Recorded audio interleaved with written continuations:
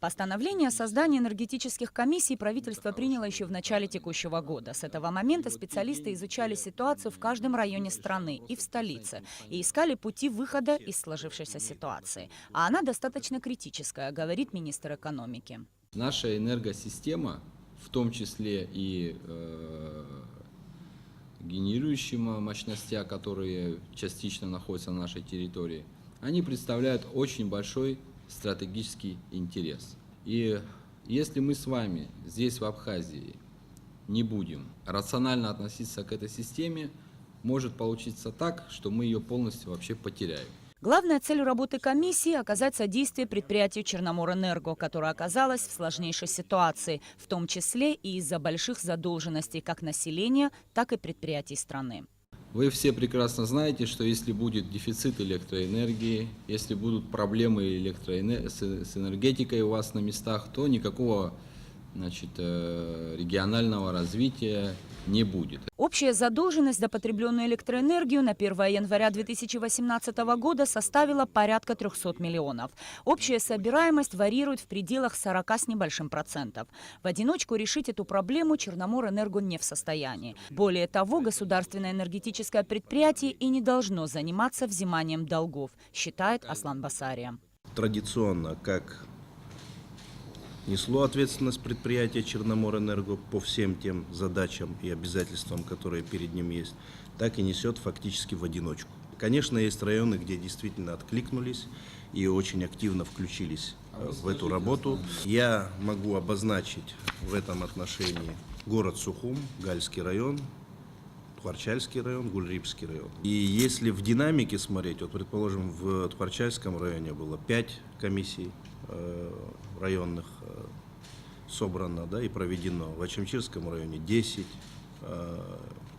все остальное по убывающей. В Гагальском районе, к сожалению, вообще 0. Как оказалось, государство направляет порядка 700 миллионов на отрасль, но этих денег недостаточно. По словам главы Черноморэнерго, стабилизировать ситуацию можно только при стопроцентной собираемости и рациональном использовании электроэнергии. Но постановление правительства, призванное помочь отрасли, не исполняется, говорит Аслан Басария. Не исполняется на местах теми структурами, которые обозначены в этом постановлении. Поэтому на сегодняшний день, я думаю, что Адгур Амиранович, это очередная совместная попытка для того, чтобы активизировать эту работу и все-таки решать эти вопросы сообща. Что касается собираемости, то с началом работы комиссии ситуация немного улучшилась. Но не везде. По-прежнему есть села, которые не платят ни копейки. И их немало. Огромное количество объектов, таких как, опять же говорю, про государственные объекты образовательных учреждений, объекты государственных различных структур. И днем, и ночью они не просто там какие-то у них комнаты или кабинеты горят, а весь объект освещается. В том числе в тот период времени, когда это никому не нужно. Прошу всех на всей территории Абхазии следить за этими задачами и вопросами. Ведь в том числе из-за этого наш конечный потребитель получает электроэнергию в разы более низкого качества, чем это качество должно быть.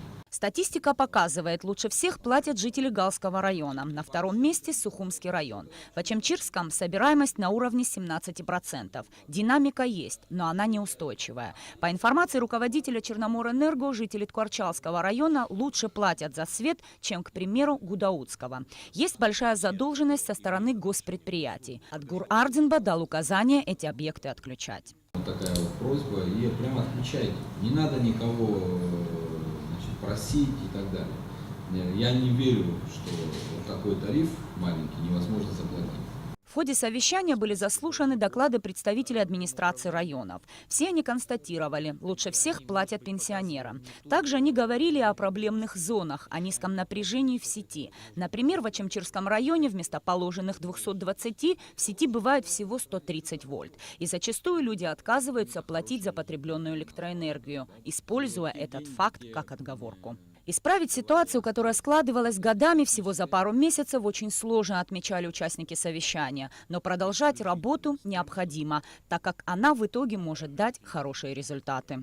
цель нашего совещания, цель постановления правительства и цель тех поручений, которые даются, это, по сути, сделать так, чтобы со всех сторон, грубо сказать, навалиться на проблему, ее решать все вместе. Здесь есть Министерство экономики, орган уполномоченный там, в сфере энергетики сегодня есть, энергоснабжающая организация, есть комиссии на местах, то есть много чего, и, по сути, все должны, если при эффективном взаимодействии, давать результат лучше, чем если бы этого всего бы не было. Результатом сегодняшней встречи стало поручение министра экономики подготовить для опубликования списки всех должников. На устранение задолженности перед Черноморэнерго гражданам и руководителям предприятий будет дан весь июль. И уже с 1 августа текущего года списки тех, кто не закрыл задолженность по электроэнергии, будут вывешены на всеобщее обозрение. Отдельным пунктом Адгурардинба поручил подготовить списки должников из числа чиновников. Нисфаршба, Михаил Братухин, Абхазское телевидение.